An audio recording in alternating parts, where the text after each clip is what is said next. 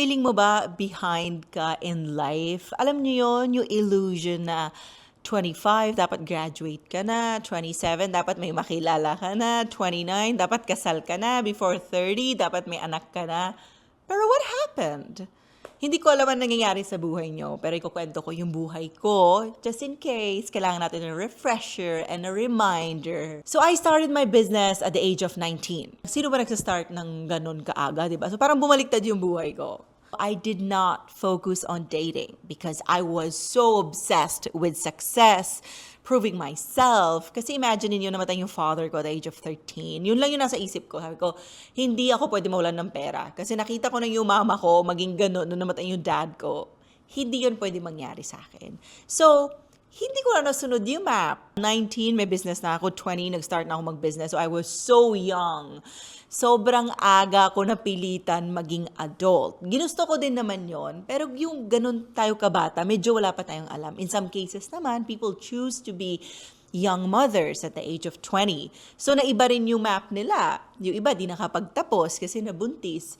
Iba-iba tayo ng journey. Iba-iba tayo ng map. So, yung societal map, hindi naman yun nasusunod eh. Sobrang swerte mo na lang talaga siguro pag nasunod mo talaga hanggang retirement yung societal map. For iba naman na mga friends ko, biglang kalagitnaan na realize nila yung sexuality nila na iba pala yung gusto nila, 'di ba? So dun din, nag-iba na yung societal map kasi hindi na nasunod. Lumipas na ibang country, namulat sila sa ibang culture, may na-meet silang ganto, ganyan, ibang opportunity yung dumating.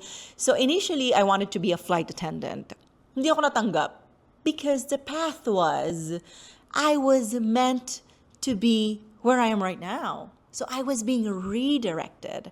So nung nag-decline ako dun sa opportunity na yon, hindi ako natanggap, I was meant to do something else. Imagine niyo, kung natanggap ako dun sa job na yon, hindi ako magiging Angeli that I am today. May flight attendant ako, probably kasal na ako, may anak na ako. And sinasabi ko din to, let's say hindi namatay yung dad ko. Siguro hindi ako naging ganito ka-independent kasi sobrang protected ako ng father ko. Sobrang, alam niyo, provided na lahat. Lahat binigay na lang sa akin. Good school, ganito, wala na ako pinaghirapan, hatid sundo. Probably di rin ako marunong mag-drive by now. And now, I drive a Ford Raptor kasi wala akong choice. Galing ako Cavite, binabaha along the way, di ba, papuntang Manila. So, kailangan ko talaga siyang i-drive. Wala akong choice. So, yun yung mga things na naiintindihan natin na it is okay that we ended up not having everything once that we wanted. Diba? Yung things na lahat na ginusto natin dati. Minsan nakakalungkot and it is okay to grieve. Sabi nga ng therapist ko, for you to move on, first, you need to learn the art of grieving. Kailangan marunong tayo yung paano magkaroon ng, yung alam niyo, yung grief, yung process. Paano ka magiging malungkot, paano ka iiyak, paano mo siya tatanggapin. Process yan lahat. Na you once the things that you dreamed for yourself, hindi nagkatotoo. And it doesn't mean you are a failure. It doesn't mean you're not doing good in life. It's just sometimes, this is very spiritual, the things that we want for ourselves are too small because God has bigger plans for us. You guys don't hear me talking about my spirituality on my podcast. Very rare lang mangyari yan. But I want to change it a little bit. Kasi I'm trying to build a stronger connection with my community. I believe in God. I believe in the universe. I believe that someone is out there. Meron siya plano para sa atin. Minsan di natin naiintindihan. Hindi ko din naiintindihan noon bakit namatay yung dad ko. Up to this day, hindi ko siya naiintindihan. And that will remain a question my whole life. And there will be always a hole in my heart na hindi mabubuo ng kahit sino. Either it's a man, husband, my brother, my mom. Yun na yun eh. That's part of who I am. That's part of my personality. That's part of who I'm becoming. That I never had a dad since I was 13. And it is okay. I'm not looking for that in anybody. Kasi yung role na dad ko, wala makakabuo niyan eh. Diba? That's why I go to therapy. I've been going to therapy for 3 years now. And I've learned that I cannot change people, but I can learn my own flaws and my triggers. Because it's easier to change myself, hold myself accountable. Ayoko na ibahin yung ibang tao. Yun na sila eh. Sabi nga ni Mel Robbins, let them. Let them hurt you. Let them not choose you. Let them not believe in you. Let them dislike you, and so on and so on. The only thing you can control is how you feel about yourself and what you feel about yourself. And recently, nagpagawa ako ng egg freezing. I have a separate episode for that. May mga taong sinabi, oh, wala kasi magkakagusto sa'yo kasi sobrang masculine mo, ganyan, ganto, ganto, ganyan. I mean, if being an adult, knowing how to drive, knowing how to make money is being in your masculine energy, I'm okay with that. I'm okay with that. I don't even care. In fact, I always say this, my whole life is not on social media. My whole life will never mapupunta doon sa mga social media platforms because I like to keep my life private. And the relationships I have behind screen, sobrang beautiful. I'm very close to my family, my friends, and the guys that I've met in my life. They've always treated me very well, and I'm grateful to all of them. Sabi nga ni Ariana Grande, diba? Thank you, next. So all of them, they formed the person I am today, speaking in front of people. So, when you think next time na napag-iiwanan na kayo, isipin nyo lang, yung pangarap ko ba sa sarili ko, parang hindi ba masyado maliit? Baka talagang may nag-wait pa na mas malaki for me. So, isa pang example nito is when the love of my life, nag-fail yung relationship namin. He was the love of my life. Imagine niyo yun, coming from Angeli Dub. Hinayaan ko, umabot kami ng ganon. May iniyakan din naman akong lalaki. Pero isa lang in my whole life. Yung failure na yon, at first, I was very ashamed kasi I invested so much in it. But yun pala, redirection yun. Ngayon naiintindihan ko na God was protecting me from something na I will understand. Maybe not today, not tomorrow, not next year, later on in life, because life is so long. Hindi natin kailangan intindihin lahat ng bagay right now. No, because we need to be busy enjoying our life, our present, di ba?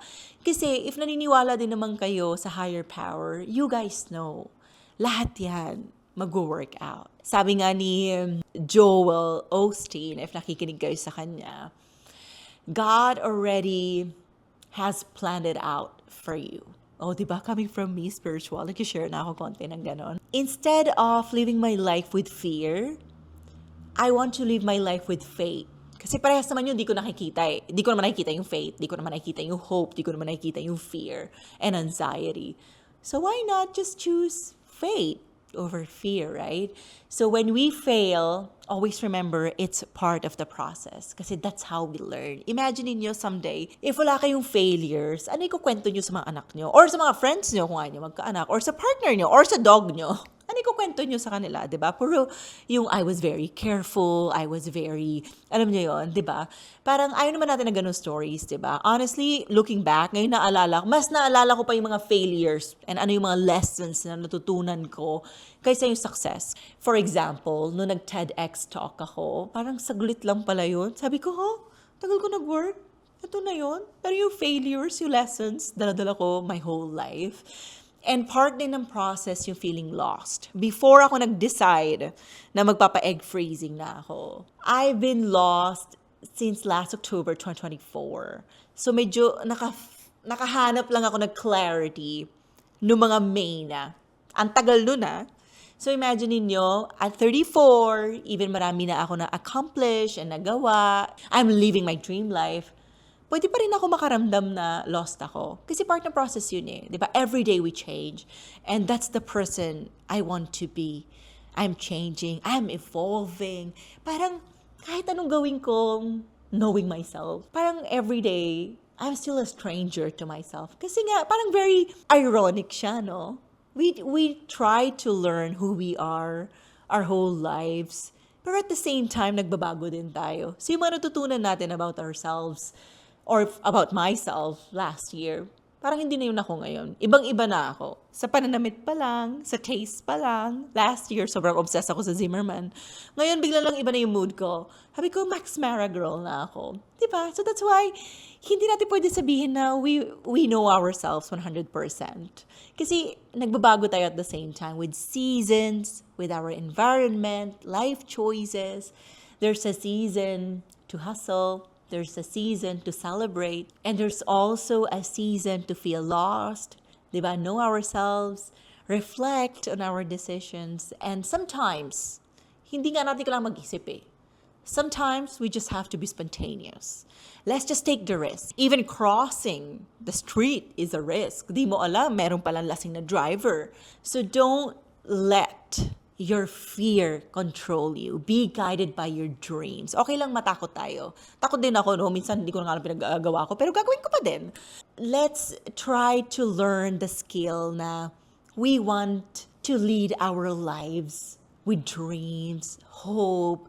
Hindi ko sinasabi maging toxic, parang magkaroon ka ng toxic positivity na mindset. It's better to live a life na we're always looking forward to something, even the tiniest thing, like a cup of coffee, good coffee. Diba? Every day is a blessing. Every day is a beautiful thing to embrace. There's always something good to look forward to. Minsan di natin yun na-realize, but we are evolving, we are progressing, we are changing, and we're showing up every day. That's what matters the most. Show up for yourself, for your loved ones, for the things that matter. Kasi yung problema, lagi naman yan nandyan eh. Di naman yan mawawala, di ba? It's just as we age, as we grow, as we mature, we just analyze things better, and we invest in ourselves better, hopefully all of us. And like ko to sinasabi sa mga podcast videos ko, na if you have the power and the resources to go to therapy, please go, because it's life-changing. The moment you learn your own triggers, your flaws, and your traumas, life changes. Nagbago talaga yung buhay ko. Ngayon naintindihan ko na, eto pala yung nabubwisit sa akin. Ayoko na ng ganito. And you build better boundaries. So whenever you feel lost, whenever you feel like you're behind, so hindi na kayo masyado nakikinig sa external voices. Minsan kasi, hindi nyo yan nararamdaman eh. Pinaparamdam yan ng mga tao na sa paligid nyo, sa social media, the people that you follow, feeling nyo nasa sila top of the world. But every person is dealing with something. It's so unfair to you if you compare your real life sa curated life ng someone else sa social media. For an instance, pangarap nyo mag-travel and nakikita nyo yung social media account ko, nagta-travel ako. I travel because I have a business. I have to do it. I don't do it because it's my lifestyle. It is so unfair for you or for me to compare my life with someone na naka-curate maayos yung social media nila. So yeah, social media is beautiful, but it's very important for us to create boundaries to protect ourselves, and it is okay to disconnect. Not just sa social media, but in real life as well. Parang nagpapa-egg freezing ako, wala akong kinausap kahit sino. Sabi ko, mama ko lang, teammates ko lang, and yung mga kaklase ko lang sa Spanish school ko. Yung ending, 39 eggs yun na freeze ko. Healthy lahat. Because di ako nagpaka-stress. I created boundaries. I'm gonna go back. I'm gonna return pagtapos na journey na to ng buhay ko. So that's all for today, guys. Thank you for listening. I appreciate all of you. Sana whenever you think like behind kayo, you go back to this episode and know that you are worthy. You deserve all the best things in this world. So that's all for today. Please don't forget to follow my socials, Angeli Dub, and for my podcast, Life in Progress PH. You can also watch this episode on my YouTube channel, Angeli Dub, and Spotify is Life in Progress. That's all, guys. Adios.